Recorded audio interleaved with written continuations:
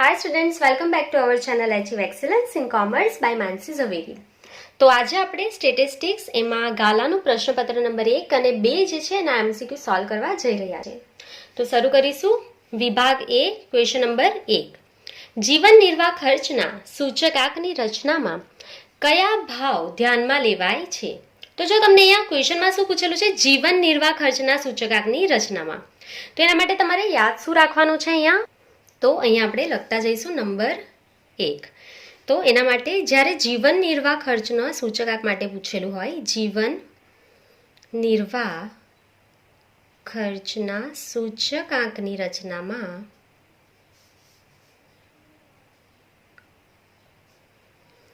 કયો ભાવ ધ્યાનમાં લેવાય? તો જ્યારે પણ આપણે જીવન નિર્વાહ ખર્ચનો સૂચકાંકની ગણતરી કરતા હોઈએ ત્યારે આપણે કયો ભાવ ધ્યાનમાં લઈએ છીએ? છૂટક ભાવ.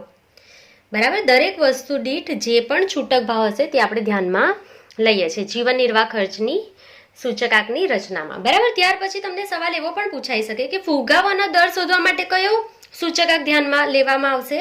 તો આપણે એ પણ લખી લઈએ કે ફુગાવાનો દર શોધવા માટે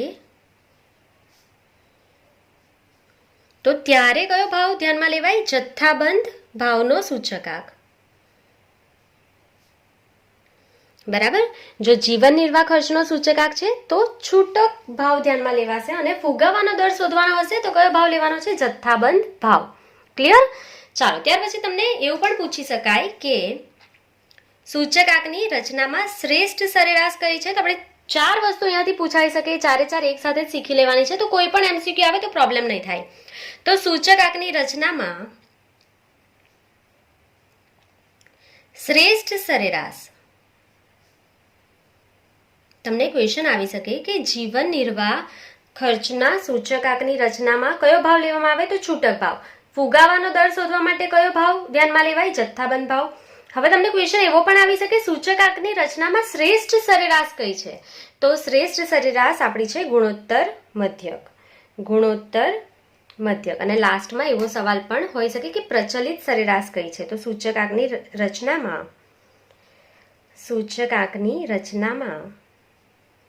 પ્રચલિત સરેરાશ, તો બંને અલગ છે. પ્રચલિત કઈ છે? ભારિત મધ્યક. બરાબર, પ્રચલિત સરેરાશ કઈ છે? ભારિત મધ્યક. અને શ્રેષ્ઠ કઈ છે? ગુણોત્તર મધ્યક. આ 4 વસ્તુ યાદ રાખી લો એટલે કોઈ પણ MCQ આવે તો પ્રોબ્લેમ નહીં થાય. ભારિત મધ્યક. તો બસ આટલું જ યાદ રાખવાનું છે. આઈ થિંક તમને યાદ રહી ગયું હશે.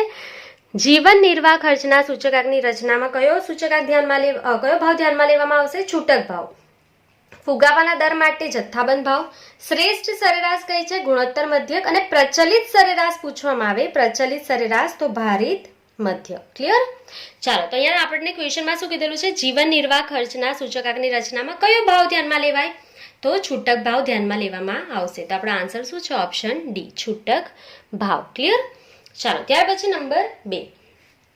જો ચલ વજનનો એકમ કિલોગ્રામ અને ચલ ઊંચાઈનો એકમ સેન્ટીમીટરમાં હોય તો તેમની વચ્ચેના સહસંબંધના એકમ વિશે શું કહી શકાય? તો તમને ખબર છે સહસંબંધા કે એકમ મુક્ત માપ છે.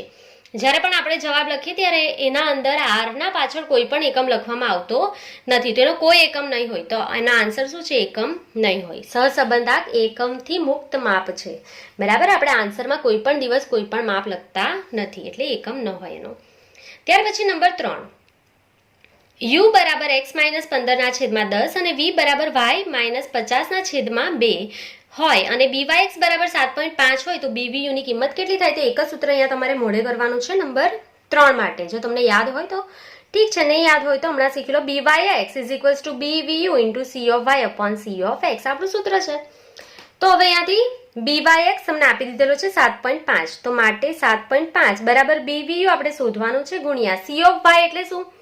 v ના છેદમાં જે હોય તે આપણો શું કહેવાશે? c of y. તો v ના છેદમાં શું છે? 2. જો એ ગુણાકારમાં હતે તો એ છેદમાં 1 ના છેદમાં જ હતે, જો ગુણાકારમાં હતે તો. બરાબર, અહીંયા ડાયરેક્ટલી ભાગાકારમાં આપેલું છે, આપણે કંઈ નથી કરવાનું. તો v ના છેદમાં 2 છે એટલે આપણો c of y શું છે? 2. અને u ના છેદમાં 10 છે તો આપણો c of x શું થઈ ગયો? 10. તો બસ આને સોલ્વ કરી દો. તો માટે 7.5, 10 અહીંયા નીચે છે ભાગાકારમાં, અહીંયા ઉપર ગુણાકારમાં જશે. 2 અહીંયા ગુણાકારમાં છે, અહીંયા નીચે ભાગાકારમાં જતા રહેશે. બરાબર BVU. તો માટે BVU બરાબર, અને સોલ્વ કરી લઈએ આપણે. તો 5 દુ 10 અને 75 7.5 ગુણ્યા 5 એટલે જવાબ કેટલો આવી જશે આપણો 37.5. તો BVUની કિંમત આપણને અહીંયા મળી ગઈ છે. તો અહીંયા જવાબમાં જોઈ લઈશું આપણે 37.5 એટલે આપણો જવાબ શું છે? C. ક્લિયર? ચાલો નેક્સ્ટ. હડતાલને કારણે કોઈ એક કંપનીના ઉત્પાદનમાં ઘટાડો થાય તો એ કઈ વધઘટ દર્શાવે છે? તો હડતાલને કારણે કોઈ પણ કંપનીના ઉત્પાદનમાં ઘટાડો થાય એ યાદચ્છિક વધઘટ છે, વલણ છે, મોસમી છે કે ચક્રીય છે? તો તમને ખ્યાલ હોવો જોઈએ કે યાદચ્છિક વધઘટ દર્શાવે છે. બરાબર? એ મોસમી વધઘટ પણ નથી, ચક્રીય પણ નથી કે વલણ પણ નથી, એટલે કે લાંબા ગાળાનું પણ નથી. બરાબર? તો જવાબ શું આવશે આપણો? A. યાદચ્છિક. ત્યાર પછી નંબર 5. ઘટનાઓ A અને A' માટે P of A intersection A' નું મૂલ્ય કેટલું થાય? તો A અને A' માટેનું ઇન્ટરસેક્શન એટલે કે છેદ A છેદ A' એનું મૂલ્ય કેટલું થાય? તો A એટલે ઘટના A માં જે આવે છે તે, અને A' એટલે A માં જે નથી આવતું તે, તો એનો આન્સર શું આવશે? 0. બરાબર? તો એનો જવાબ શું થઈ જશે અહીંયા? B. 0. ક્લિયર? Next number 6. નિદર્શ અવકાશની બે ઘટનાઓ A અને B પરસ્પર નિવારક ઘટનાઓ છે. તો P of B minus A નીચેના પૈકી કોના બરાબર થશે? તો આપણે એને સોલ્વ કરી લઈશું. તો નંબર 6. નિદર્શ અવકાશની બે ઘટના A અને B પરસ્પર નિવારક ઘટના છે. તો આપણે લખીશું બે ઘટના પરસ્પર નિવારક છે. તો કોઈ પણ ઘટના પરસ્પર નિવારક હોય તો એનો આન્સર શું થાય? P of A intersection B એટલે કે P of A છેદ B એ શું થઈ જાય? 0 થઈ જાય. પરસ્પર નિવારક હોય એટલે એનો છેદ 5 થઈ જાય, ખાલી ગણ, એટલે કે એનો ઇન્ટરસેક્શન શું થઈ જાય? 0. તો હવે આપણે શોધી શકીએ P of B minus A. આપણે શોધવાનું છે P of B minus A. તેનું ફોર્મ્યુલા શું બને? B બનવાનો છે ને અહીંયા, તો P of B ના આગળ લઈ લો, B બનશે, અને શું નહીં બને? A નહીં બને, એટલે B minus P of A intersection B આનું ફોર્મ્યુલા છે. તો આનો જવાબ શું આવશે? Is equals to P of B અને ઇન્ટરસેક્શન એટલે કે છેદ શું છે એનો? 0. તો P of B minus 0 એટલે જવાબ શું? P of B. કારણ કે પરસ્પર નિવારક ઘટના છે તો એનું છેદ જે છે તે 0 થઈ જશે, છેદ ઘટના. બરાબર? તો એનો આન્સર શું આવશે? P of B જ આવશે. B માંથી 0 માઇનસ કરો એટલે B. તો આપણો ઓપ્શન શું છે? B. બરાબર? P of B. ચાલો નેક્સ્ટ નંબર 7. n બરાબર 10 પ્રાચલ વાળા ધન વિષમ દ્વિપદી વિતરણ માટે નીચે આપેલ કિંમત પૈકી કઈ કિંમત મધ્યકની હોઈ શકે? તો ખાલી એટલું જ જોવાનું છે, ધન વિષમ દ્વિપદી વિતરણ. તો તમને શરતો યાદ હોવી જોઈએ આના માટેની, અને નથી યાદ તો હું તમને અત્યારે શીખવાડી દઈશ નંબર 7 માં. તો જુઓ નંબર 7.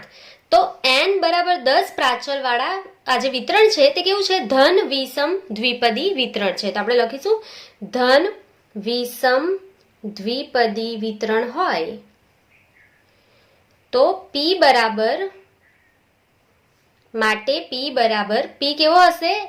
1/2 કરતા નાનો હશે. P is less than 1/2. જો ધન વિષમ દ્વિપદી વિતરણ છે તો P is less than 1/2 હોય, એના ગુણધર્મમાં આપેલું છે. જો ઋણ વિષમ દ્વિપદી વિતરણ હશે તો P is greater than 1/2 હોય, અને જો P બરાબર 1/2 હોય તો એ વિતરણ કેવું થઈ જાય? સમમિત થઈ જાય. આ એના ગુણધર્મો છે. હું એકવાર રિપીટ કરું છું, યાદ રાખી લેજો. ધન વિષમ દ્વિપદી વિતરણ છે તો P is less than 1/2 એટલે કે 1/2 કરતા P ની કિંમત કેવી હશે? ઓછી હશે. ત્યાર પછી ઋણ હશે તો P is greater than 1/2 અને is equals to હશે અહીંયા તો એ સમમિત થઈ જશે. તો હવે તમારે અહીંયા મધ્યકની કિંમત શોધવાની, તો 1/2 કરતા નાનો આવવો જોઈએ આન્સર અહીંયા. તો આપણે ઓપ્શન ચેક કરતા જઈએ. તો પહેલા એ ચેક કરી લઈએ. એના માટે મધ્યકનું સૂત્ર શું છે? NP. મધ્યકનું સૂત્ર શું છે? NP. તો આપણે એને ચેક કરી લઈશું પહેલા. તો માં આપણને શું આપેલું છે કે મધ્યકની કિંમત કેટલી છે? 5 છે. તો આપણે અહીંયા લખીએ મધ્યક બરાબર NP થાય. બરાબર? તો મધ્યકના જગ્યાએ કેટલા મૂકશું? 5. તો માટે 5 બરાબર n એટલે કેટલા આપેલા છે? 10. તો 5 બરાબર 10 P થાય, અને 10 અહીંયા ગુણાકારમાં છે તો ભાગાકારમાં જશે. માટે 5/10 માટે 5/10 બરાબર શું થશે? P. તો માટે P બરાબર 1/2. તો P જો 1/2 થાય તો એ તો સમમિત થઈ જાય, ધન થશે નહીં. તો આપણો ઓપ્શન એ કામ આવશે નહીં. તો આપણે ઓપ્શન ડી માં જોઈશું. 3 આપેલા છે તો આપણે અહીંયા લખીશું ઓપ્શન ડી ચેક કરીશું આપણે. તો મધ્યક બરાબર સૂત્ર શું છે? NP. હવે જો મધ્યક જે છે એ કેટલો હોય? 3 હોય. તો માટે 3 બરાબર n કેટલો છે? 10 P. તો માટે 3/10 બરાબર શું થશે? પી.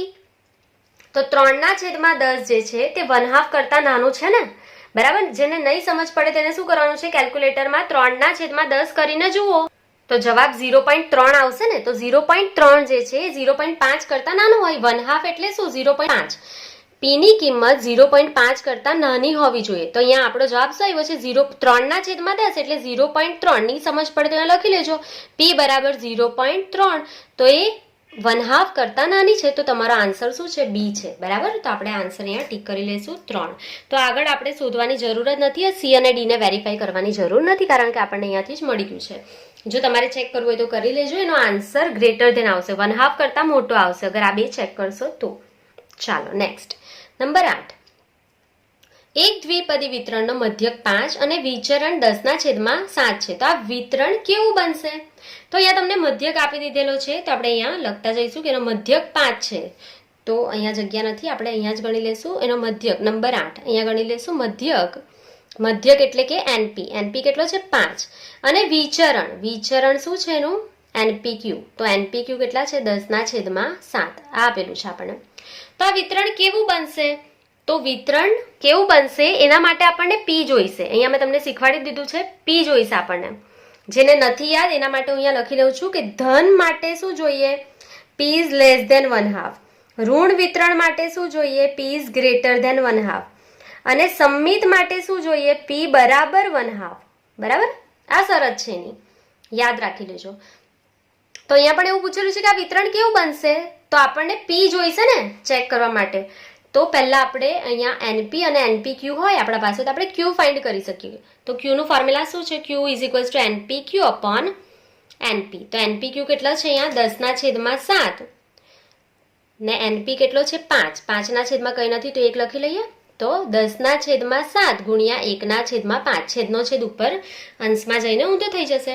તો 5 × 5 5 × 10. તો જવાબ કેટલો આવ્યો છે તમારો 2/7. તમને ક્યુ મળી ગયું 2/7. તો માટે પી બરાબર 1 - ક્યુ બરાબર 1 - 2/7 બરાબર જવાબ કેટલો આવેલો છે આપણો 5/7. એલસીએમ લઈ લેજો. 7 × 7 7 માંથી 2 જાય તો 5. 5/7 આપણો જવાબ છે. હવે જો તમને ખબર નહીં પડે તો કેલ્ક્યુલેટરમાં 5/7 કરી જોવાનું. એ 0.5 કરતા વધારે આવે તો કેવું હશે, વધારે આવે તો ઋણ વિષમ, એ ઓછું આવશે તો ધન વિષમ, અને 1/2 તો છે જ નથી આ. તો આપણે કેલ્ક્યુલેટરમાં ચેક કરી લો એને. તો 5/7 કરો તો જવાબ કેટલો આવશે 0.71. મતલબ પી જે છે તમારો એ 1/2 કરતા મોટો છે. P is greater than 1/2. તો એટલા માટે જો એ ગ્રેટર ધેન 1/2 હોય તો આપેલ વિતરણ જે છે તે કેવું હશે, ઋણ.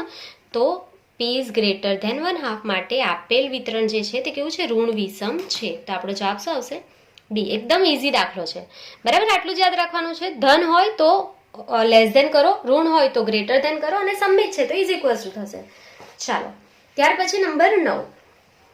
નીચે પૈકી મ્યુ, મધ્યક અને સિગ્મા પ્રમાણિત વિચલન વાળા પ્રમાણ્ય ચલ x નું સંભાવના ઘટત્વ વિધેય કયું છે? તો તમારે મોડે જ કરી લેવાનું છે. સંભાવના ઘટત્વ વિધેય જે છે એનું ફોર્મ્યુલા તમને આવડવું જોઈએ. શું છે, f(x) = 1 / sigma √2 pi into e raised to the power -1/2 into x minus mu divided by sigma whole square. તો અહીંયા જો આના અહીંયા ઉપર હોલ સ્ક્વેર નથી એટલે આ પહેલું ઓપ્શન નીકળી ગયું. આ 3 માં ઉપર હોલ સ્ક્વેર છે ને ચેક કરી લઈએ. તો અહીંયા f(x) = 1 / sigma √2 pi into e raised to the power -1/2 into x minus mu upon sigma whole square, અને x ની વેલ્યુ -∞ થી +∞ આવશે, એ સાચું છે. પણ અહીંયા સી ઓપ્શન પણ સેમ જ લખેલો છે. આઈ થિંક ચેક કરી લઈએ આપણે. f(x) સેમ જ ફોર્મ્યુલા છે. બી અને સી માં આઈ થિંક કોપી પેસ્ટ કરવામાં મિસ્ટેક થઈ ગયો હશે. તો આનો આન્સર જે બી છે તે જ સી છે. તો આના આન્સર બંને રાઈટ છે, બી પણ રાઈટ છે અને સી પણ એ જ છે. ટાઈપિંગ મિસ્ટેક હોઈ શકે અહીંયા, બંને સેમ જ છે. તો એક્ઝામમાં તમને કંઈક અલગ આપી દેશે, અહીંયાથી ઉપરનો સ્ક્વેર કાઢી નાખશે યા તો અહીંયા અંડરલાઈન કરી લેશે કોઈ પણ એક ઓપ્શનમાં. એક્ઝામમાં બંને ઓપ્શન રાઈટ નહીં હશે, બરાબર. એટલે અહીંયા ટાઈપિંગમાં મિસ્ટેક હોઈ શકે, પોસિબલ છે. તો બંને રાઈટ છે, બી અને સી, બરાબર. ચાલો નેક્સ્ટ નંબર 10. પ્રમાણિત પ્રામાણ્ય ચલના મધ્યક અને વિચરણ નીચેના પૈકી કયા છે? તો અહીંયા તમને શું પૂછેલું છે કે પ્રમાણિત પ્રામાણ્ય ચલના મધ્યક અને વિચરણ શું છે? તો મધ્યક જે છે એ 0 થાય હંમેશા અને વિચરણ કેટલું થાય 1 થાય. એનપી 0 હોય અને એનપીક્યુ હંમેશા કેટલો હોય 1 હોય. તો આપણે જોઈ લઈએ મધ્યક 0 અને વિચરણ 1. તો આપણો ઓપ્શન એ જ છે, મધ્યક હંમેશા 0 હોય અને વિચરણ એનું કેટલું હોય 1 હોય. તો આપણો આન્સર શું છે? Option A. ક્લિયર? ચાલો, તો અહીંયા આપણા 10 ક્વેશ્ચન કમ્પ્લીટ થઈ ગયા છે. આના અંદર મિસ્ટેક નહીં કરતા, બંને ઓપ્શન રાઈટ છે. બી અને સી સેમ છપાઈ ગયેલો છે. અહીંયા ટાઈપિંગમાં મિસ્ટેક હોઈ શકે છે, ફોર્મ્યુલા લખવાનું ટાઈપિંગમાં અઘરું થાય છે, એટલે અહીંયા મિસ્ટેક થઈ ગઈ હશે. તો તમે મિસ્ટેક નહીં કરતા, વિધેય યાદ રાખી લેજો. બરાબર? ચાલો, અને એ મેં સમજાવ્યું નથી કે અહીંયા છેલ્લો ઓપ્શન કેમ નહીં આવશે, કારણ કે અહીંયા નીચે ઇન્ફિનિટીના નીચે અહીંયા અંડરલાઇન કરેલી છે less than or equals to. કારણ કે જ્યારે પણ આપણે સમ સોલ્વ કરીએ છીએ ત્યારે એક્સની વેલ્યુ જે છે તે માઇનસ ઇન્ફિનિટી સુધી જાય છે ખરા, પણ ઇન્ફિનિટી કોઈ પણ દિવસ હોતી નથી સંભાવના આપણી, એટલા માટે છેલ્લો ઓપ્શન નથી. બરાબર? ચાલો, તો આપણા 10 MCQ અહીંયા સોલ્વ થઈ ગયા છે. આઈ થિંક તમને એક્ઝેક્ટ ખબર પડે છે. તો આપણે નેક્સ્ટ પેજ પર જઈશું. નંબર 11, પ્રમાણ્ય ચલ માટે સરેરાશ વિચલનની લગભગ કિંમત નીચેના પૈકી કઈ છે? તો એના માટે આપણે થોડી વસ્તુ યાદ રાખી લઈશું. નંબર 11, તો સરેરાશ વિચલનનું સૂત્ર શું છે? સરેરાશ વિચલનની લગભગ કિંમત કેટલી હોય? 4/5 સિગ્મા. ત્યાર પછી જો તમને પૂછાય ચતુર્થક વિચલનની કિંમત કેટલી છે, તો ચતુર્થક વિચલન બરાબર 2/3 સિગ્મા એની લગભગ કિંમત છે. બરાબર? ત્યાર પછી તમને એવું પણ પૂછાઈ શકે કે Q1 અને Q3 ની લગભગ કિંમતો કેટલી છે? તો આપણે અહીંયા સાઈડ પર લખી લઈશું. Q1 ની લગભગ કિંમત કેટલી થાય છે? Mu -0.675 sigma. અને Q3 ની વેલ્યુ પૂછાશે તો મ્યુ +0.675 સિગ્મા. લગભગ કિંમતો છે બધી. બરાબર? સૂત્ર તમે શીખી જ ચૂકેલા છો, હું અહીંયા શોર્ટમાં લખી આપું છું એટલે તમને પ્રોબ્લેમ નહીં થાય. પછી બીજી વસ્તુ કે એનો મ્યુ એ જ એનો મીડિયન એટલે કે મધ્યક થાય, અને એ જ એનો મોડ એટલે કે બહુલક પણ એ જ થાય. જે એનો મધ્યક છે તે જ એનો મધ્યસ્થ થશે અને એ જ એનો બહુલક પણ થશે. બરાબર? તો એનું સૂત્ર એક જ છે, Q3 + Q1 / 2. આ એનું સૂત્ર છે. તો આટલા સૂત્ર યાદ રાખી લો. તો અહીંયા તમને શું કીધેલું છે? સરેરાશ વિચલનની લગભગ કિંમત કેટલી આવશે? 4/5 સિગ્મા. તો આપણો જવાબ અહીંયા છે 4/5 સિગ્મા એ. બરાબર? ચાલો, ત્યાર પછી નંબર 12, n (5, 0.02) એનું માનાંક સ્વરૂપ કયું છે? તો આપણે સોલ્વ કરીને જોઈ લઈશું. નંબર 12, આપણો સવાલ શું છે અહીંયા? તો n (5, 0.02) આનું માનાંક સ્વરૂપ છે આપણે શોધવાનું. તો આને આ સામીપ્ય સ્વરૂપ આપેલું છે, n આપેલું છે, એટલે તો આપણે અહીંયા શું લખશું? આ જે સવાલ છે તેને n (a, સાથે સરખાવતા આપણું સામીપ્ય સ્વરૂપ શું છે? n (a, તો આપણને શું મળશે? a બરાબર 5 અને ડેલ્ટા બરાબર 0.02 મળશે. તો આપણને મળી ગયું છે. તો માટે માનાંક સ્વરૂપ શું છે આનું? માનાંક સ્વરૂપ બરાબર modulus of x - a is less than delta. આપણું માનાંક સ્વરૂપ છે modulus of x - a is less than delta. 5 અને ડેલ્ટા બરાબર 0.02 લેતા અથવા તો મૂકતા. તો is equals to modulus of x - 5 is less than 0.02. આપણને મોડ્યુલસ સ્વરૂપ અહીંયા એટલે કે માનાંક સ્વરૂપ અહીંયા મળી ગયું છે. તો અહીંયા જવાબમાં જોઈ લેશું x - 5. તો અહીંયા તો પ્લસ છે, આ નહીં ચાલશે. આ x - 0.02 નહીં ચાલશે. x - 5 ઇઝ ગ્રેટર ધેન છે, આ પણ નહીં ચાલશે. તો જવાબ શું છે આપણો? D. x - 5 is less than 0.02. આપણો જવાબ શું છે? ડી. ક્લિયર? ચાલો, ત્યાર પછી next number 13, limit x tends to 4 √4x + 9 ની કિંમત શું થાય? તો આપણે સોલ્વ કરીને જોઈ લઈશું. Number 13, limit x tends to 4 √4x + 9. તો x ના જગ્યા પર શું મૂકી દો? જ્યાં જ્યાં x છે ત્યાં 4 મૂકી દો એટલે તમને સોલ્યુશન મળી જશે. પછી લિમિટ નથી લખવાનું. તો ઇઝ ઇક્વલ્સ ટુ √x ના જગ્યાએ જો 4 છે 4x, x ના જગ્યાએ શું મૂક્યું? 4 + 9 બરાબર 4 ચોક 16 + 9. તો 16 અને 9 નો સરવાળો કેટલો થઈ ગયો? અહીંયા 25. તો 25 કોનું વર્ગમૂળ છે? 5 નું. તો એની કિંમત કેટલી થશે? 5. તો અહીંયા આપણે ઓપ્શનમાં જોઈ લઈશું. ઓપ્શન એમાં જ છે 5. તો આપણો જવાબ શું થશે? 5. ક્લિયર? ચાલો, નેક્સ્ટ નંબર 14, y બરાબર a × x raise to n, જ્યાં a અચળ સંખ્યા હોય તો dy/dx ની કિંમત શું થાય? તો ધ્યાન આપો. તો તમને અહીંયા શું આપેલું છે કે y ની કિંમત આપી દીધેલ છે. y is equals to a × x ની પાવર એન. તો આપણે લખતા જઈશું અહીંયા number 14 y is equals to a into એક્સની પાવર એન આપેલું છે અને એ અચળ છે તો એ બરાબર અચળ. તો ડીવાય અપોન ડીએક્સ આપણે શોધવાનું છે. તો ડીવાય અપોન ડીએક્સ બરાબર, તો એનું સૂત્ર શું છે, એન ઉપરથી નીચે આવશે તો એન ઇન્ટુ એ રેસ આ એ આપેલો જ છે આપણને બરાબર, ઇન્ટુ એક્સની પાવર એન માઇનસ 1. આપણે સૂત્ર એપ્લાય કર્યું છે n into x raise to the power n minus 1 આપણું સૂત્ર છે. તો એનને નીચે લાવેલા છે, એ એઝ ઇટ ઇઝ રાખ્યો, એક્સની પાવર એન માંથી એક ઓછી કરેલી છે બરાબર. તો આપણો આન્સર આવી ગયો છે. તો અહીંયા ચેક કરી લેશું, એન ઇન્ટુ અહીંયા એ નથી તો ઓપ્શન એ નહીં આવશે, ઓપ્શન બીજો એને આગળ એ આપેલું છે, પછી એ આપ્યું છે અને એક્સની પાવર એન માઇનસ 1 આપ્યું છે. તો ઓપ્શન બી આપણો રાઈટ આન્સર છે. ગુણાકારમાં એ પહેલા લખો કે એન પહેલા લખો સેમ જ થાય. તો એ લોકોએ એને આગળ લીધું છે, એનને પછી લઈ લીધું છે અને એક્સની પાવર એન માઇનસ 1 બરાબર, કારણ કે એ અચળ સંખ્યા છે એને આગળ લઈ લો અને આનું વિકલન કરી દો એક્સની પાવર એનનું બરાબર. તો આ વિકલન એક સ્ટેપમાં પણ થઈ શકે, બીજી રીતે જો કરવું હોય તમારે તો કઈ રીતના કરી શકો, તો એ અચળ છે તો એને એઝ ઇટ ઇઝ રાખો, એક્સની એન પાવરનું વિકલન કરો તો એન નીચે આવશે બરાબર, અને એક્સની પાવર એન માઇનસ 1. તો આ એક જ સ્ટેપમાં પણ તમારો આન્સર સોલ્વ થઈ જશે બરાબર. તો આ રીતે સોલ્વ કરી લેજો. તમને આન્સર મળી ગયો છે option B, a into n into એક્સની પાવર એન માઇનસ 1 બરાબર, ઓપ્શન બી. ત્યાર પછી નંબર 15, કોઈ એક વિધેય x બરાબર a આગળ ન્યૂનતમ થવા માટેની જરૂરી અને પર્યાપ્ત શરતો કઈ છે. તો વિધેયને ન્યૂનતમ થવાની શરતો તમને પૂછેલી છે અહીંયા. તો એકદમ ઇઝી છે અહીંયા ન્યૂનતમ થવાની શરતો. તો આપણે અહીંયા લખતા જઈશું, નંબર કયો છે 15, નંબર 15. તો કોઈ પણ વિધેય હોય એને ન્યૂનતમ થવાની શરતો, તો મોસ્ટલી ખર્ચનું જે વિધેય હોય તે જ ન્યૂનતમ થતું હોય. તો આપણે અહીંયા લખી શકીએ કે ઉત્પાદન કે ખર્ચનું વિધેય એને ન્યૂનતમ બનાવવાની શરતો.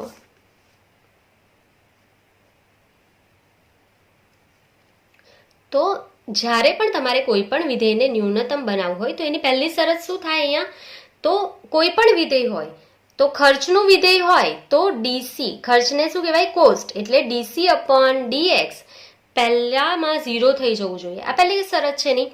અને બીજી શરત શું છે, એનું દ્વિતીય વિકલન એટલે d square c upon dx square. આ દ્વિતીય વિકલન અહીંયા ન્યૂનતમ કરવું હોય ને તો ગ્રેટર ધેન 0. કોઈ પણ વિધેયને ન્યૂનતમ કરવું હોય તો લેસ ધેન ના જગ્યાએ ઓપોઝિટ કરવાનું છે, ગ્રેટર ધેન 0 બરાબર. તો ન્યૂનતમ બનવાની આ જ બે શરતો છે. તો જો અહીંયા કોઈ એક વિધેય x ના જગ્યાએ a છે તો અહીંયા ડીસી અપોન ડીએક્સ 0 થાય, એના જગ્યાએ પહેલું વિકલન શું છે એફ ડેશ એ, તો ડીસી અપોન ડીએક્સ લખો અથવા તો એને પહેલું વિકલન લખો તો F dash a is equals two 0 થવું જોઈએ અહીંયા. તો અહીંયા આપણું આન્સર જે છે તે આપણે શોધી લેશું. વિકલન એનું 0 થવું જોઈએ, પહેલું વિકલન એનું પહેલું વિકલન શું થશે એફ ડેશ એ, તો એફ ડેશ એ બરાબર 0. તો બધામાં જ એફ ડેશ, જો અહીંયા એફ ડેશ એ બરાબર 0 નથી તો બી અને ડી નીકળી ગયો, તો અહીંયા એફ ડેશ એ બરાબર 0, અહીંયા પણ 0. હવે એનું સેકન્ડ દ્વિતીય વિકલન એટલે એફ ડબલ ડેશ એ ગ્રેટર ધેન 0 હોવું જોઈએ, તો અહીંયા તો લેસ ધેન છે તો આપણને આવશે. તો જવાબ શું છે આપણો સી બરાબર. તો આપણો જવાબ શું છે સી, કે એફ ડેશ એ બરાબર 0 થાય અને f double dash a is greater than 0 થાય. તો આ કોઈ પણ ખર્ચને ન્યૂનતમ થવાની બે શરતો છે. તો મારા ખ્યાલથી તમને એટલું તો ખબર હશે કે પહેલા વિકલનને તમે ડીસી અપોન ડીએક્સ લખો કે એફ ડેશ એક્સ લખો એ સેમ જ છે બરાબર, અને બીજા વિકલનને એફ ડબલ ડેશ એક્સ કહેવાય, ઇઝ ગ્રેટર ધેન 0 હોવું જોઈએ. આ ફોર્મમાં હોય તો અને આ ફોર્મમાં હોય તો આ રીતે લખવાનું છે શરત બરાબર. તો આ મેં તમને ન્યૂનતમ બનવાની શરત શીખવાડી દીધી. હવે મહત્તમ બનવાની શરતમાં શું કરવાનું હોય, તો મહત્તમ શું બને, નફો બને અથવા તો આવક હોય. તો પહેલા આમદનીને મહત્તમ બનાવી હોય તો શું કરવાનું છે, આમદનીને મહત્તમ બનાવવાની શરત કઈ હોય,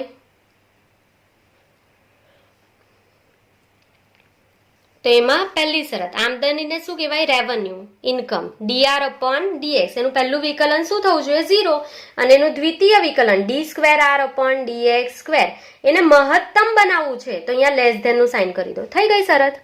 તો એ જ રીતે નફાને મહત્તમ બનાવવા માટે ડીપી અપોન ડીએક્સ 0 થાય અને d square p upon dx square is less than 0 same, કારણ કે નફો પણ કેવો જોઈએ આપણને મહત્તમ બરાબર. જો તમે કહેતા હોય તો હું એ પણ લખી આપું, નફાને મહત્તમ બનાવવાની શરતો. આ 3 જ શરત યાદ રાખવાની છે આપણે, નફાને મહત્તમ બનાવવાની શરતો. નફાને મહત્તમ બનાવવા માટેની પણ બે શરત છે. નંબર 1 ડીપી અપોન ડીએક્સ શું થાય? 0 થાય. અને બીજું d square p upon dx square is less than 0. મહત્તમ બનાવવાનું છે તો અહીંયા લેસ ધેનનું સાઇન, અને ન્યૂનતમ બનાવવાનું હોય તો ગ્રેટર ધેનનું સાઇન. That's it. તો આ થઈ ગયો તમારો ક્વેશ્ચન નંબર 15. બરાબર. ચાલો હવે પ્રશ્નપત્ર નંબર 2 જોઈ લેશું. એમાં ક્વેશ્ચન નંબર 1, લાસ્પિયર પાસ અને ફિશરના સૂચકાંક વચ્ચે સંબંધ દર્શાવતું કયું સૂત્ર છે? તો અહીંયા આઈએફ થી આપેલું છે, તો આઈએફ નું સૂત્ર જો તમને ખબર જ છે, આઈએફ નું જે સૂત્ર છે તે શું છે? IF is equals to root of IL into IP. તો અહીંયા આઈએફ નું સૂત્ર આપણે લખીએ, આઈએફ બરાબર root of IL into IP. તો અહીંયા આ તો કશે જ નથી, બરાબર. તો બીજું કોઈ અહીંયા આનું ફોર્મ આને એ રીતે કન્વર્ટ કરો કે અહીંયા ઓપ્શનમાં કંઈ ને કંઈ તમને મળી જાય. તો અહીંયાથી રૂટ કાઢશો તો આ બાજુ એનો સ્ક્વેર થઈ જશે આઈએફ નો, તો આઈએફ નો વર્ગ બરાબર આઈએલ ઇન્ટુ આઈપી થાય.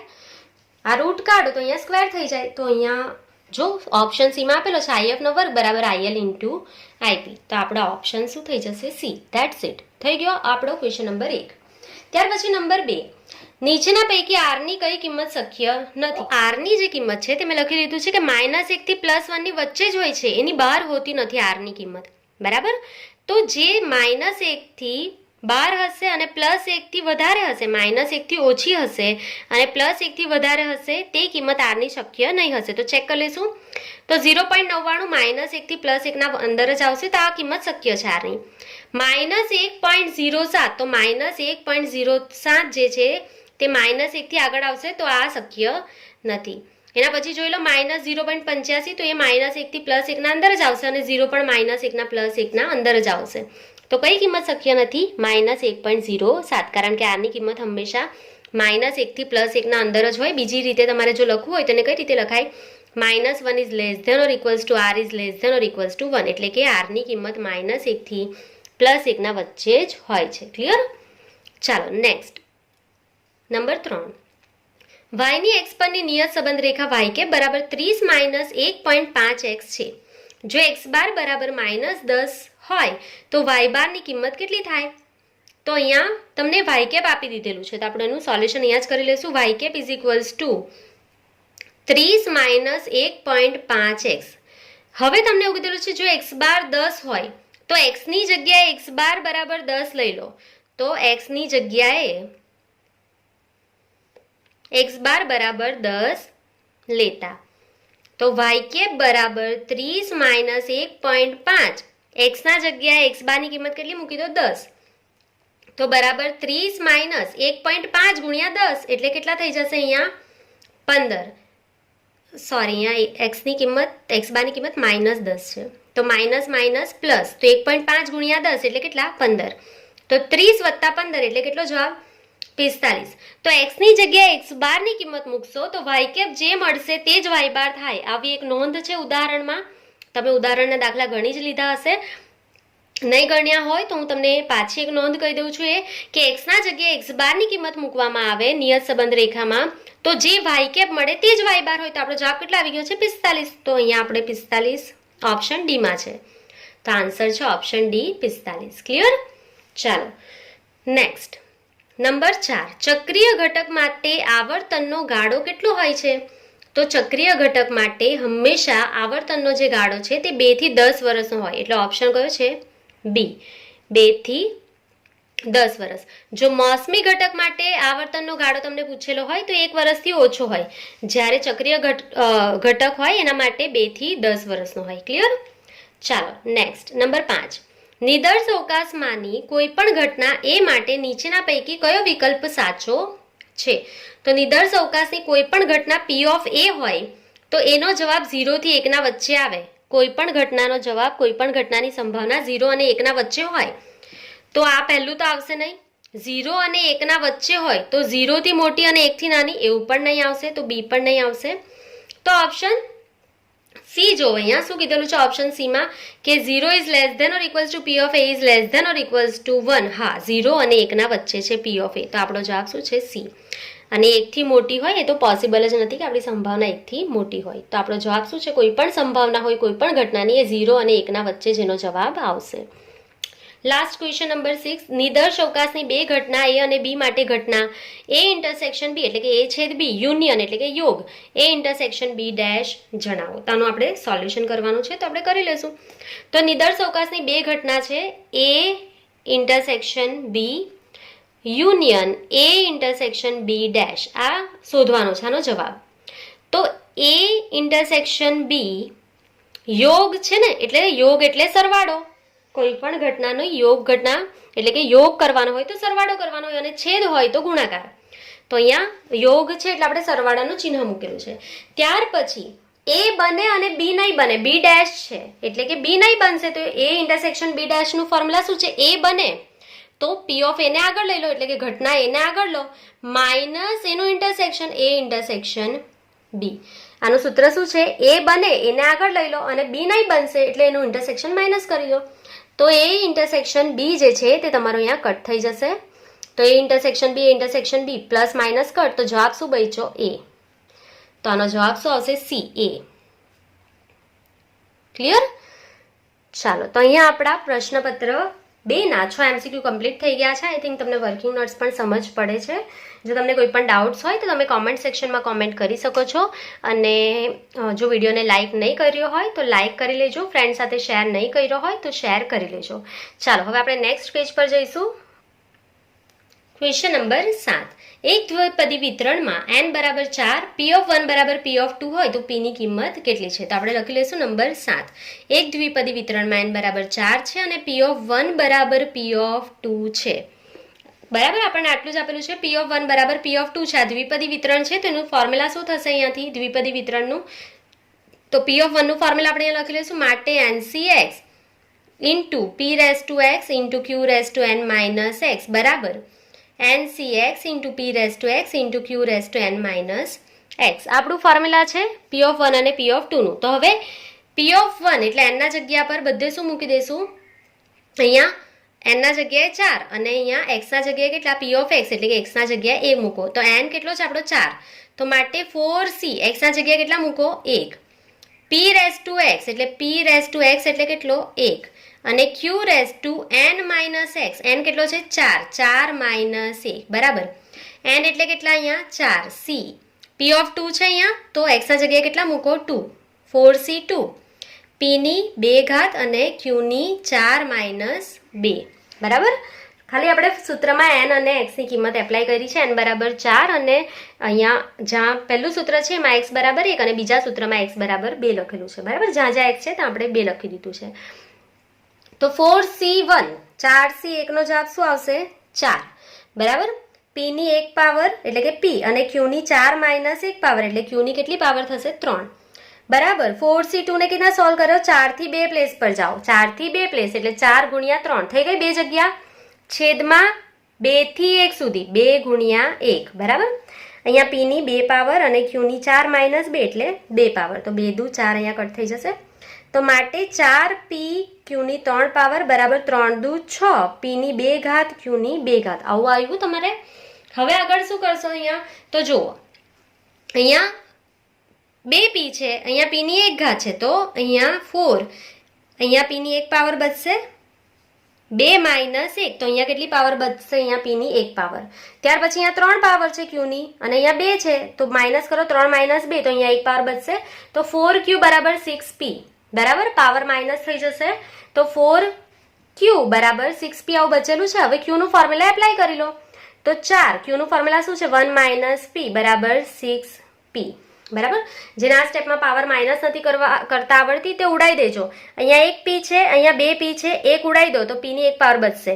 અને અહીંયા 2p છે, 2 ઉડાઈ દો, અહીંયા 3 છે, તો 2 ઉડી ગઈ તો અહીંયા કેટલી બચશે? q ની 1 પાવર. સમજ પડી ગઈ? જેને માઇનસ કરતા નહીં આવડે તે રીતના પણ સોલ્વ કરી શકે છે. તો હવે અહીંયા ગુણાકાર કરી દઈએ. 4 ગુણ્યા 1 4 માઇનસ 4 ગુણ્યા p 4p બરાબર 6p. તો p અને p ને સાથે કરીએ તો માટે 4 બરાબર 6p વત્તા 4p. આ માઇનસ છે, પેલી બાજુ જશે તો પ્લસ થઈ જશે. તો માટે 4 બરાબર 10p. તો ગુણાકારમાં છે તો ભાગાકારમાં જતું રહેશે. 4 ના છેદમાં 10 બરાબર p. માટે p બરાબર 2 ના છેદમાં 5. મળી ગયો જવાબ તમને. p બરાબર 2 ના છેદમાં 5. તો અહીંયા ટીક કરી લઈશું. p બરાબર 2 ના છેદમાં 5 આપણો જવાબ છે b બરાબર. ચાલો નેક્સ્ટ નંબર 8. જો એસ બરાબર પી અને પી ઓફ એફ બરાબર ક્યુ હોય તો પી પ્લસ ક્યુની કિંમત હંમેશા કેટલી હોય તો આપણી સફળતાની સંભાવના સક્સેસની સંભાવના હંમેશા પી જ હોય અને ફેલિયર એટલે કે એફની સંભાવના હંમેશા ક્યુ જ હોય. તો પી વત્તા ક્યુ એનો સરવાળો હંમેશા કેટલો થાય તો તમને ખ્યાલ જ છે એનો સરવાળો હંમેશા એક જ થાય. બરાબર, પી અને ક્યુનો સરવાળો હંમેશા કેટલો હોય? એક જ હોય. આપણે દાખલામાં પણ એનો ઉપયોગ કરીએ જ છીએ. ચાલો, ત્યાર પછી નંબર 9. પ્રામાણ્ય વિતરણમાં 99% અવલોકનોની કિંમત સામાન્ય રીતે નીચેના પૈકી કઈ સીમામાં હોય છે? તો જો તમે સીમા હજુ સુધી મોઢે નથી કરેલી તો એની એક કી હું તમને અત્યારે બતાવી દઉં છું. એ સીમા તમે મોઢે કરી લો એટલે તમને કોઈ પણ અહીંયાથી આવશે દાખલો કે એમસીક્યુ અથવા તો 1 માર્ક્સમાં પણ આવે તો તમને યાદ રહી જાય. તો આ છે આપણો નંબર 9. અહીંયા લખી લઉં છું નંબર 9. તો જો એના માટે કી સિમ્પલ બનાવેલી છે મેં કે મ્યુ અને સિગ્મા બે ફ્રેન્ડ છે. મ્યુ અને સિગ્મા બંને ફ્રેન્ડ છે. હવે મ્યુને એકાઉન્ટમાં 68 માર્ક્સ જોઈએ છે. જો કઈ રીતના યાદ રાખશો, મ્યુને અકાઉન્ટમાં 68 માર્ક્સ જોઈએ છે પહેલા દિવસે. જ્યારે એ લોકોએ પ્રિપેરેશન સ્ટાર્ટ કરેલી છે એકાઉન્ટની ત્યારે રિવિઝન કરે છે આ લોકો. તો મ્યુને પહેલા દિવસે 68 માર્ક્સ જોઈએ છે એકાઉન્ટમાં અને સિગ્માને ખાલી 26 માર્ક્સ જોઈએ છે કારણ કે એને એવું લાગે છે કે એની કોઈ તૈયારી છે નથી અત્યાર સુધી. બરાબર, તો મ્યુને 68 માર્ક્સ જોઈએ છે એકાઉન્ટમાં અને સિગ્માને 26 માર્ક્સ જોઈએ છે પહેલા દિવસે. તો મ્યુ પ્લસ ઓર માઇનસ અહીંયા એક લખો કે નહીં લખો પહેલા દિવસે, એક લખશો કે નહીં લખશો તો પણ ચાલશે. બરાબર, તો આ તમારું થઈ ગયું 68 26. હજુ આ ફાઇનલ નથી, ખાલી આટલું યાદ રાખો. હવે એ લોકો બીજા દિવસે પ્રિપેરેશન કરે છે. મ્યુ અને સિગ્માએ બીજા દિવસે પ્રિપેરેશન કરી એકાઉન્ટની. તો હવે મ્યુને લાગ્યું કે પહેલા દિવસની પ્રિપેરેશન પછી હવે એને કેટલા માર્ક્સ જોઈએ છે? 95 માર્ક્સ જોઈએ છે એકાઉન્ટમાં. અને સિગ્માએ પણ બહુ મહેનત કરેલી છે, એને 45 માર્ક્સની હવે એક્સપેક્ટેશન છે એકાઉન્ટમાં. બરાબર, તો મ્યુને 95 માર્ક્સ જોઈએ છે અને સિગ્માને 45 માર્ક્સ જોઈએ છે. આ લોકોએ બીજા દિવસે પ્રેક્ટિસ કરેલી છે એકાઉન્ટની. તો આપણે અહીંયા લખશું mu plus or minus 2 sigma. બીજા દિવસે મ્યુ અને સિગ્માએ એકાઉન્ટમાં પ્રેક્ટિસ કરેલી છે. ત્યાર પછી હવે એકાઉન્ટમાં ત્રીજા દિવસે મ્યુ અને સિગ્મા પ્રેક્ટિસ કરે છે. તો મ્યુ અને સિગ્માએ ત્રીજા દિવસે એકાઉન્ટની પ્રેક્ટિસ કરેલી છે. તો મ્યુને જે છે તે 99 માર્ક્સ જોઈએ છે. અહીંયા ધ્યાન આપજો, મ્યુને ત્રીજા દિવસે કેટલા માર્ક્સ જોઈએ છે એકાઉન્ટમાં? 99 માર્ક્સ જોઈએ છે. અને સિગ્માએ પણ બહુ મહેનત કરેલી છે તો એને હવે ત્રીજા દિવસે એ ડે અને નાઇટ વાંચે છે તો હવે ત્રીજા દિવસે એને એકાઉન્ટમાં 73 માર્ક્સ જોઈએ છે. બરાબર, તો આ થઈ ગયું તમારું. પહેલા દિવસે મ્યુ અને સિગ્માએ પ્રેક્ટિસ કરેલી છે તો 68 માર્ક્સ જોઈએ છે અને 26 માર્ક્સ જોઈએ છે અને 95 જોઈએ છે અને 45 જોઈએ છે અને 99 અને 73. આ યાદ રાખવાનું છે તમારે. આ એક ખાલી કી છે, આ તમે એમ જ ગોખી નાખશો તો પણ ઠીક છે. જો તમને યાદ નહીં રહે તો કી શીખવાડું છું તમને, આ રીતે ઇઝીલી યાદ રહી જશે. હવે 3 દિવસે એ લોકોની એકાઉન્ટની પ્રેક્ટિસ થઈ ગઈ છે. હવે લોકો સ્ટેટની પ્રેક્ટિસ ચાલુ કરે છે. બરાબર, તો હવે મ્યુ અને સિગ્માએ સ્ટેટની પ્રેક્ટિસ ચાલુ કરેલી છે. તો મ્યુનું ઓલરેડી સ્ટેટિસ્ટિક્સ કમ્પ્લીટ જેવું જ છે તો એને 95 માર્ક્સ જોઈએ છે. મ્યુનું ઓલરેડી સ્ટેટિસ્ટિક્સ કમ્પ્લીટ છે તો એને 95 માર્ક્સ જોઈએ છે. અને સિગ્માએ હજુ કંઈ પણ વિચારેલું નથી સ્ટેટમાં કારણ કે હજુ એકાઉન્ટની પ્રેક્ટિસ ચાલુ રાખવાનો છે. એને સ્ટેટમાં કંઈ વિચાર્યું નથી એટલે હું 0 લખી દીધા છે. તો 95 માર્ક્સ લાવવા માટે મ્યુએ પહેલા દિવસે સ્ટેટમાં એક દિવસ, બરાબર, અને એમાં 96 મિનિટ, બરાબર, એને રીડિંગ કરેલું છે અહીંયા. તો મ્યુએ શું કરેલું છે? પહેલા દિવસે 1 કલાક અને 96 મિનિટ એને રીડિંગ કરેલું છે 95 માર્ક્સ લાવવા માટે. એનું પહેલેથી રીડિંગ થઈ ગયું છે અને રિવિઝન કર્યું છે. ત્યાર પછી બીજા દિવસે મ્યુ અને સિગ્માએ તૈયારી કરવાની છે. તો મ્યુને 95 થી વધારે માર્ક્સ જોઈએ છે, 99 માર્ક્સ અને સ્ટેટિસ્ટિક્સમાં પણ જોઈએ છે. સિગ્માએ સ્ટેટની કોઈ રિવિઝનની તૈયારી ચાલુ કરેલી નથી તો આપણે 0 લખી દઈશું. તો 99 માર્ક્સ લાવવા માટે બીજા દિવસે મ્યુએ 2 કલાક અને કેટલા મિનિટ રિવિઝન કર્યું? 575 મિનિટ રિવિઝન કરેલું છે. તો આ તમારે અહીંયા એરિયા થઈ ગયા. હવે આના આગળ ખાલી 0 પોઈન્ટ લગાવી દો. આ તમારા બધા એરિયા કમ્પ્લીટ થઈ ગયા છે. બરાબર, જો હવે તમને પર્સન્ટેજમાં પૂછે તો આના ગુણ્યા 100 કરી દેવાના. એના એરિયા આ જ રહેશે. બરાબર, આ યાદ રાખવાની ખાલી એક સિમ્પલ ટ્રીક છે. તમને જો એમ જ યાદ રહી જાય તો એ રીતે, જો નહીં યાદ રહી તો આ ટ્રીક મેં તમને શીખવાડી દીધી છે. ચાલો, તો 99% અવલોકન, તો 99 આયરું. બરાબર, તો એ કયા છે? એની સીમા mu plus or minus 2.575 sigma એનો આન્સર. બરાબર, તો અહીંયા જોઈ લો ઓપ્શનમાં mu plus or minus 2575 sigma, 2.575 sigma આપણો જવાબ છે ઓપ્શન ડી. આ બધા એરિયા લર્ન કરી લેજો. કી વાઇઝ લર્ન થાય તો પણ ઠીક, અને એમ જ ગોખાઈ ગયા હોય તમને તો પણ ઠીક, પણ આ મોઢે કરવાના છે, દાખલા માટે પણ, 2 માર્ક્સ માટે પણ. ચાલો, ત્યાર પછી નંબર 10. એક પ્રામાણ્ય ચલનું વિતરણ n બ્રેકેટમાં 20,4 વડે દર્શાવવામાં આવ્યું છે, તો તેના 95.45 અવલોકનો નીચેના કયા અંતરાલમાં હશે? ચાલો, તો અહીંયા આપણને ક્લિયરલી કહી દીધેલું છે કે n બ્રેકેટ 20,4. તો આપણે અહીંયા એનું સોલ્યુશન કરી લઈશું. નંબર 9. n બ્રેકેટમાં 20,4 ને કોના વડે સરખાવશું? સૂત્ર શું છે? n in bracket mu comma sigma square આપણું સૂત્ર છે, એના સાથે સરખાવતા. જે પહેલા હોય તો આપણો મ્યુ હશે અને બીજો જે છે તે સિગ્માનો વર્ગ છે. તો આપણને મ્યુ બરાબર 20 મળશે. આ પહેલો જે છે 20 તે મ્યુ છે, અને સિગ્માનો વર્ગ કેટલો મળશે? 4 મળશે. તો સિગ્માનો વર્ગ 4, તો માટે સિગ્મા બરાબર વર્ગમૂળમાં 4. કોનો વર્ગમૂળ છે? 2 નો, તો સિગ્મા કેટલો મળી ગયો? 2. ક્લિયર? તો હવે આપણને અહીંયા શું પૂછેલું છે? તો 95.45% અવલોકનની સીમા કેટલી થાય? તો 95.45 અવલોકનની સીમા. હવે અહીંયા આપણે આખું નહીં લખીશું, MCQ છે એટલે. તો અહીંયા જોઈ લો 95.45, આના ગુણ્યા 100 કરો એટલે પર્સન્ટેજ મળી જશે. તો 9545 આ છે પર્સન્ટેજ, એની સીમા શું છે? તો અહીંયાથી તમને મળી જશે mu plus or minus 2 sigma. તો પહેલા માઇનસ આવે અને પછી પ્લસ આવે, તો mu minus 2 sigma comma mu plus 2 sigma. પહેલા માઇનસ લખાય અને પછી પ્લસ લખાય અંતરાલ શોધવા માટે. બસ તો આને સોલ્વ કરી દો. તો મ્યુ કેટલો છે આપણો? 20 માઇનસ 2 ગુણ્યા સિગ્મા એટલે કેટલા? 2, અને કોમા મ્યુ એટલે કેટલા? 20 પ્લસ 2 ગુણ્યા 2. તો આને સોલ્વ કરી દો. તો 20 માઇનસ 4 અને 20 પ્લસ 4. તો જવાબ શું આવી જશે? 20 માઇનસ 4 એટલે 16 અને 20 પ્લસ 4 એટલે 24. તો આ સીમા તમને મળી ગઈ. તો એના માટે આ બધા એરિયા યાદ રાખી લો તો તમારો કોઈ પણ MCQ સોલ્વ થઈ જશે. તો જવાબ શું છે આપણો? 16,24. અહીંયા જોઈ લો 16,24 એટલે ઓપ્શન બી. ત્યાર પછી નંબર 11. પ્રમાણ્ય વક્ર હેઠળનું કુલ ક્ષેત્રફળ નીચેના પૈકી કયું હોય છે? તો પ્રમાણ્ય વક્રનું જે કુલ ક્ષેત્રફળ હોય છે તે હંમેશા કેટલું હોય? 1 હોય. તો જવાબ C. Limit x tends two a. 3k ની કિંમત શું થાય? તો 3k, આમાં તો x છે જ નહીં, તો એનો જવાબ 3k જ થશે. બરાબર? કારણ કે x ના જગ્યાએ મૂકવાનો છે, x તો છે જ નથી, તો જવાબ 3k જ થશે. ત્યાર પછી સંવૃત અને વિવૃત અંતરાલને શેના વડે બતાવાશે? તો સંવૃત જે અંતરાલ હોય આપણો એ મોટું બ્રેકેટ હોય. સંવૃત અંતરાલ એટલે મોટું બ્રેકેટ, અને વિવૃત અંતરાલ એટલે નાનું બ્રેકેટ. તો મોટું બ્રેકેટ, નાનું બ્રેકેટ. તો અહીંયા ઓપ્શન ડી છે, પહેલા મોટું બ્રેકેટ અને પછી નાનું બ્રેકેટ. ત્યાર પછી number 14. f of x is equals to a into x ની 3 પાવર અને a અચળ હોય તો પહેલું વિકલન શું થાય? તો f of x બરાબર a ગુણ્યા x ની 3 પાવર. હવે a અચળ જ છે તો a ને એમ જ રાખીએ, ગુણ્યા x ની 3 પાવરનું વિકલન કરો તો 3 નીચે આવે અને x ની 3 માઇનસ 1 ઘાત બરાબર a ગુણ્યા 3 ગુણ્યા x ની 2 પાવર. તો જવાબમાં જોઈ લઈએ a ગુણ્યા 3 x ની 2 પાવર, એટલે આ જવાબ કયો છે આપણો? Option B. ક્લિયર? ચાલો, ત્યાર પછી આગળ નંબર 15.